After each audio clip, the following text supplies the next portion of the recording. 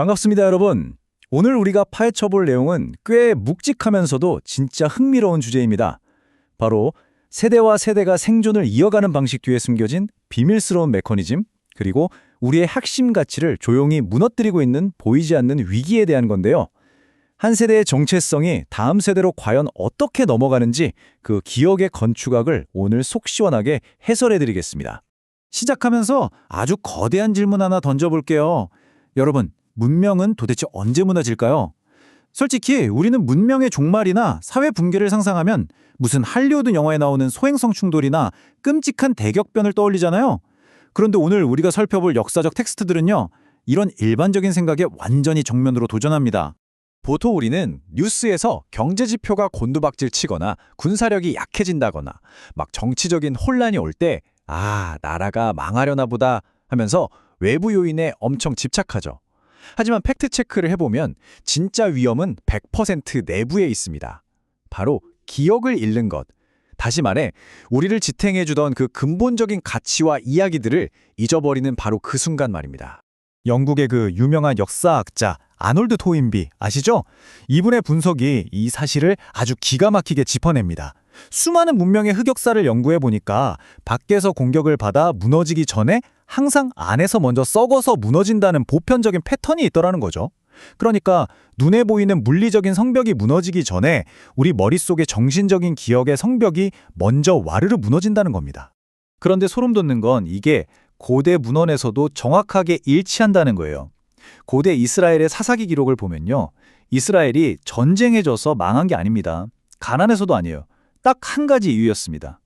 다음 세대가 자신들의 정체성을 만들었던 가장 중요한 이야기 자체를 잊어버렸을 때 바로 그때 사회 전체의 붕괴가 시작됐습니다. 부모 세대의 서사가 자녀 세대로 넘어가지 못한 것, 이게 진짜 끔찍한 비극의 시작이었던 거죠. 여기서 정말 흥미로운 포인트가 하나 나옵니다. 우리가 은연중에 하고 있는 엄청난 착각을 완전히 박살내버리거든요. 여러분, 은행 계좌나 집 같은 건 가만히 있어도 법적으로 쓱 상속이 되잖아요. 그래서 우리는 우리의 가치관이나 신앙 같은 것도 유전자처럼 알아서 자동으로 자녀들에게 넘어갈 거라고 기대합니다. 하지만 천만의 말씀입니다. 절대 그렇지 않아요. 가치와 신념은 진짜 적극적이고 의도적으로 물려주려고 발버둥 치지 않으면 결코 넘어가지 않습니다. 자, 그럼 그 기억이라는 게 도대체 어떻게 살아남는 건지 그 메커니즘을 한번 볼까요? 한쪽에는 추상적이고 이론적인 이른바 박제된 교리가 있습니다. 이거 해라, 저거 하지 마라 하는 딱딱한 규칙들은 머릿속에서 금방 날아가 버리죠. 반면에 다른 한쪽에는 살아있는 이야기가 있습니다. 개인적이고 직접 겪었고 삶에서 증명된 생생한 서사 말이에요. 결국 기억을 끈질기게 살아남게 만드는 건 뻣뻣한 규칙이 아니라 우리가 직접 부딪히며 겪어낸 스토리라는 겁니다. 독일의 문화기억 연구자인 야나스만도 똑같은 얘기를 합니다. 공동체가 기억을 잃는다는 건 단순히 컴퓨터 폴더에서 파일 몇 개 날아가는 수준이 아니라 정체성 그 자체를 잃어버리는 거라고 딱 잘라 말합니다. 우리가 누구인지 설명해줄 이야기, 그 기억의 끈이 끊어지면 그 공동체는 더 이상 예전의 그 공동체가 아닌 거죠. 그래서 이 문장이 정말 뼈를 때립니다. 평화롭고 배부를 때는 굳이 기억 같은 거 안 해도 남들처럼 대충 잘 살 수 있어요.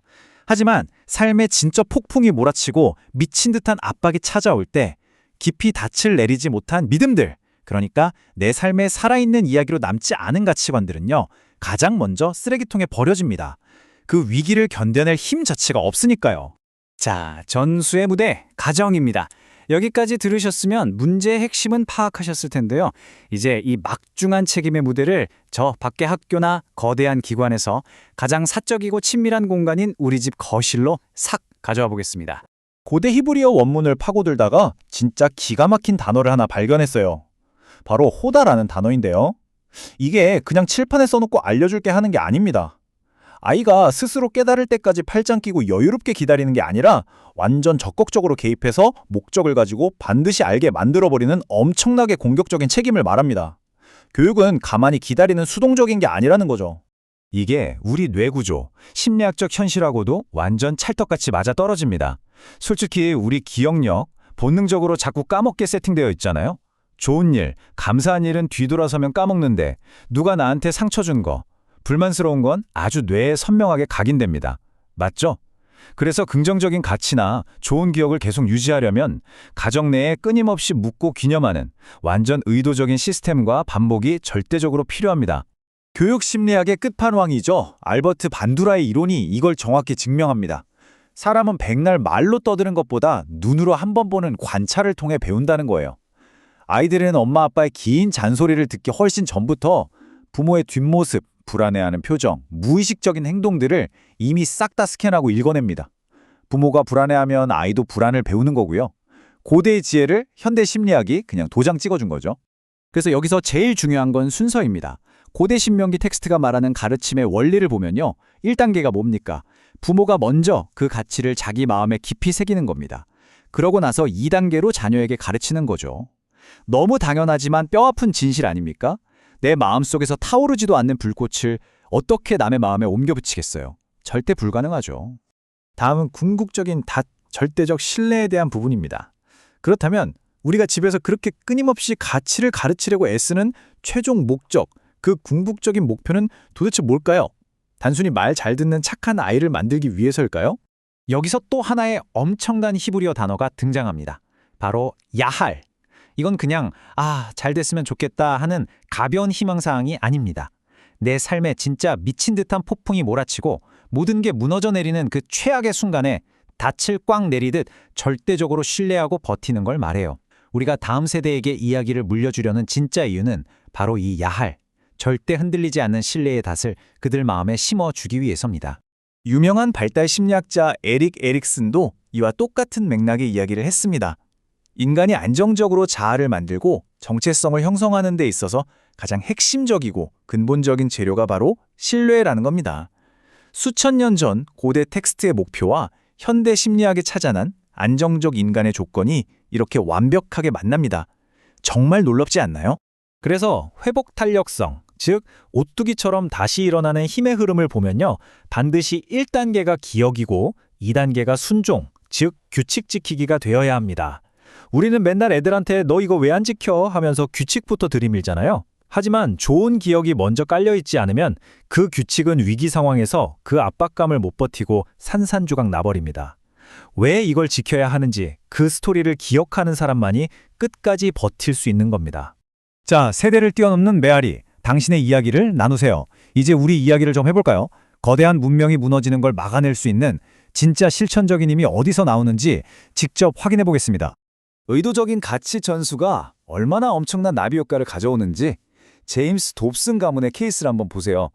증조 할아버지가 아직 태어나지도 않은 4대 후손들을 위해 기도라는 씨앗을 심었습니다. 그게 딸과 아들들을 거치고 또 그 아버지를 거치면서 세대마다 증폭된 거예요.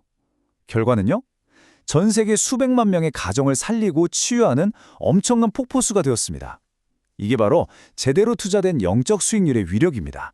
그래서 여러분께 아주 짧지만 서늘한 경고 하나를 드리고 싶습니다. 이야기가 여러분에게서 끝나게 하지 마십시오. 지금 이 해설을 함께하고 계신 여러분은 그냥 지나가는 관중이 아닙니다. 이 기억의 사슬을 여기서 뚝 끊어버릴 수도 있고 아니면 다음 세대로 찬란하게 이어갈 수도 있는 진짜 막강한 권한을 손에 쥐고 계신 분들입니다. 자, 이제 마무리하면서 여러분 스스로에게 꼭 던져봐야 할 도발적인 질문을 하나 남기겠습니다. 오늘 밤 당장 여러분의 저녁 식탁에서 아이들이나 사랑하는 가족에게 나누어야 할 여러분만의 결정적인 스토리는 무엇입니까? 내 삶의 폭풍 속에서 어떻게 버텨냈는지, 어떤 핵심 가치를 끝까지 붙잡았는지 그 살아 숨쉬는 진짜 이야기를 오늘 꼭 나누시길 바랍니다. 오늘 준비한 해설은 여기까지입니다. 이 질문 잊지 마시고요. 다음 시간에도 흥미롭고 통찰력 있는 분석으로 다시 찾아뵙겠습니다.